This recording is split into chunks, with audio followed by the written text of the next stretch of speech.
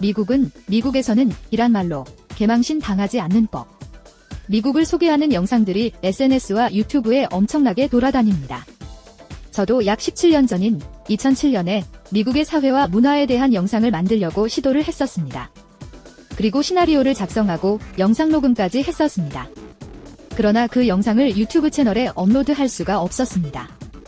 매우 어리석었다는 것을 깨달았기 때문입니다. 미국은 50개 주로 구성되어 있고 그것이 모여서 미국 연방이라는 국가입니다. 그리고 각 주마다 거주하는 인종의 구성과 비율이 다르고 각 주의 지리적 위치가 매우 현격하게 다릅니다. 또한 기후가 천차만별입니다. 때문에 각 주마다 그 주에 적합한 주에서 만든 주법이 있습니다. 실례를 몇 가지 들어보겠습니다. 학생들에게 교육 서비스를 제공하는 권한은 주 권한에 속합니다. 또한 도로교통법과 자동차 등록에 관한 권한도 주 정부에 속해 있습니다. 이것은 연방법에 명시된 내용입니다. 미국의 시민권 시험에서도 다뤄지는 것이기도 합니다. 교육에 대해서는 사실 제가 아는 지식이 충분하지 못합니다. 그러나 정확한 것은 학생들에게 부여되는 교육 시스템은 주 정부의 권한입니다. 물론 법정 수업 일수와 학기의 시작은 연방법으로 규정합니다. 모든 미국 학교의 새학년 시작이 한국은 봄인 3월이지만 미국은 여름인 7월에서 8월 사이에 시작되는 것이 그 예입니다. 그 안에서 주 정부가 방학기간이라든가 휴업, 학업 일수 보충 등을 자율적으로 시행할 수 있는 주법이 존재합니다. 또 학생에게 주어지는 점수가 100점이 최고 점수가 아니라는 것입니다.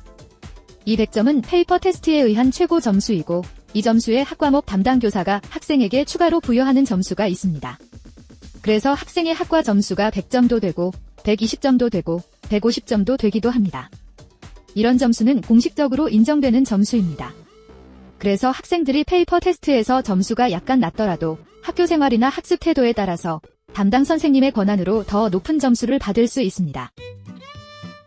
다음은 미국에 살고 있는 사람들이 가장 일반적으로 접하는 도로교통법을 예로 들어서 말해봅니다.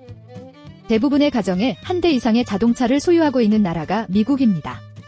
대중교통 발달이 매우 낙후되어 있을 수밖에 없는 환경이기 때문에 경우에 따라서는 운전이 가능한 가족 구성원 모두가 개인 자동차를 소유하기도 합니다.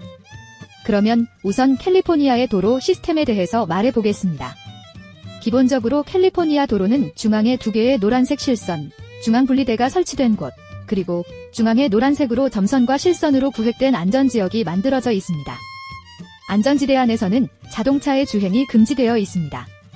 하지만 캘리포니아라고 해서 모든 도로의 시스템이 그렇게 만들어져 있지는 않습니다. 이 부분은 뒷부분에서 추가로 설명하겠습니다. 우선 이 안전지대에 대해서 설명하겠습니다. 이 안전지대는 노란색 점선과 실선으로 중복되어 그려져 있는데 그 도로의 폭은 일반 도로 1개 차선의 폭과 같습니다. 때문에 대형 트럭도 그곳에 진입할 수 있습니다.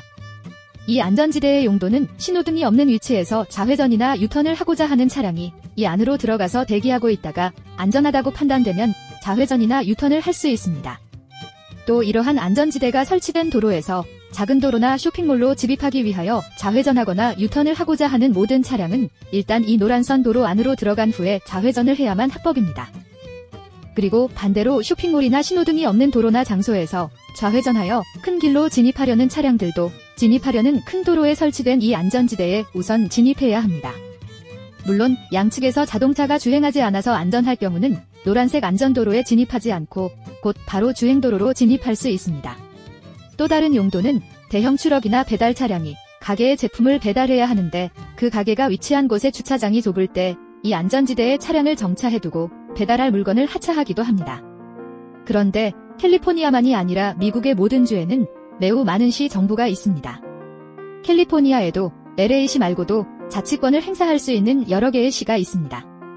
그렇기 때문에 그 지역의 상황에 맞도록 도로 시스템이 만들어지기도 합니다. 그리고 설사 안전지대가 설치되어 있다고 하더라도 안전상 좌회전이나 유턴이 위험하다고 판단되는 위치에서는 교통표지판에 의하여 좌회전이나 유턴이 금지되기도 합니다. 또 허가가 된 곳에서만 좌회전이나 유턴을 할 수 있도록 중앙분리대를 설치한 지역도 많습니다. 때문에 미국에서는 아무 곳에서나 좌회전이나 유턴이 가능하다고 설명하는 것은 매우 잘못된 위험한 정보입니다. 여기서 한 가지, 한국과 전혀 다른 중요한 것이 있는데 캘리포니아주에서는 교통경찰이나 주정부, 시정부에 의하여 교통법 위반 티켓을 받았다고 해서 무조건 벌금을 납부해야만 하는 것은 아닙니다. 그 티켓에는 즉시 납부하거나 재판을 받을 수 있는 선택 항목이 있습니다. 이것은 경찰이나 지방정부의 무분별한 교통법규 위반 티켓 발부를 견제하기 위함입니다. 과거 10년 전에는 이런 티켓을 받으면 3개월 안에 법원 가고 법원 판결 후 3개월 안에 납부하고 만일 법원 판결 이후 3개월 안에 납부가 불가능하면 또다시 3개월 연장이 가능해서 9개월 후에도 벌금을 납부할 수 있는 길이 있었는데 최근에는 2개월 이내에 납부 여부가 판가름나고 있습니다. 주정부와 시정부의 재정 능력이 나빠졌다는 것이겠지요. 다음으로는 자동차 가솔린 가격입니다. 미국에서는 통상적으로 가스라고 지칭합니다. 가스라고 해서 한국의 프로판 가스를 의미하지 않습니다. 프로판 가스의 경우 미국에서는 프로판이라고 지칭하여 통용됩니다. 한국에서 가솔린이라 불리는 가스비에 대한 것입니다. LA는 LA 카운티에 속해 있습니다. LA는 캘리포니아에서 가장 큰 도시입니다. 그리고 LA 다운타운에서 동남쪽으로 약 20분 정도 달리면 오렌지 카운티가 시작됩니다. 오렌지 카운티는 LA 주변에서 두 번째로 큰 카운티입니다. 그 외에도 캘리포니아는 여러 개의 카운티로 구성되어 있습니다. 오렌지 카운티에는 한국인들이 많이 살고 있는 노로크, 뷰에나 팍, 가든그로브, 얼바인이 속해 있습니다. 여러분들이 잘 알고 있는 디즈니랜드도 오렌지 카운티에 속해 있습니다. 캘리포니아에서는 LA시와 오렌지 카운티 지역의 가스비가 가장 비쌉니다. 오일 생산이 많은 텍사스주에 비하여 평균적으로 약 2배가 비쌉니다. 미국 전역에 위치하고 있는 대형 가스 공급 브랜드 회사에서 판매하는 가격도 같은 브랜드라 하더라도 가격이 천차만별입니다. 서로 다른 주가 아니더라도 같은 캘리포니아, 또 캘리포니아 내에서도 똑같은 LA시 안에서도 지역에 따라 가스비가 다릅니다. 내가 살고 있는 LA 주변만 비교해도 같은 브랜드의 판매 주요소의 지역에 따라서 $1 이상 차이가 있기도 합니다. 또 가스를 판매하고 있는 브랜드와 브랜드에 따라서는 최저 가격이 $2 이상 차이 나기도 합니다. 이제 최저임금 이야기를 해보겠습니다. 미국의 각 주별 최저임금도 천차만별입니다. 캘리포니아는 최저시급이 $17입니다. 반면 $8도 되지 않는 주도 있습니다. 때문에 미국의 최저임금이라면서 단일 금액을 예로 들어 영상을 만들어 유포하는 것 또한 매우 잘못된 정보입니다. 그리고 지난 4월부터 패스트푸드점 직원의 최저임금이 시간당 $20가 되었는데 캘리포니아 외 다른 주는 그렇지 않습니다. 최저시급 $20는 캘리포니아 주정부가 실시한 것입니다. 때문에 캘리포니아주에 위치한 패스트푸드점 직원에게만 적용되는 것입니다. 그렇다고 모든 패스트푸드점에 적용되는 것도 아닙니다. 캘리포니아에는 지역마다 브랜드가 다른 패스트푸드 소형 체인점이 상당히 많습니다. 제 직업이 우버드라이버입니다. 그래서 LA 다운타운을 중심으로 반경 50마일, 킬로미터로는 약 80km 범위를 거의 매일 운전하고 돌아다닙니다. 때문에 여러 지역의 특징이나 시설물, 공항의 규모와 용도, 거주 인종 등 상당히 많은 정보를 접하고 있습니다. 그러다 보니 일정 지역에서만 영업을 하는 다양한 브랜드의 규모가 작은 패스트푸드 체인점을 발견합니다. 지역 거주민의 경제적 수준이나 인종, 그리고 생활 양식에 적합한 소형 패스트푸드 체인점이 대형 체인점과 공존합니다.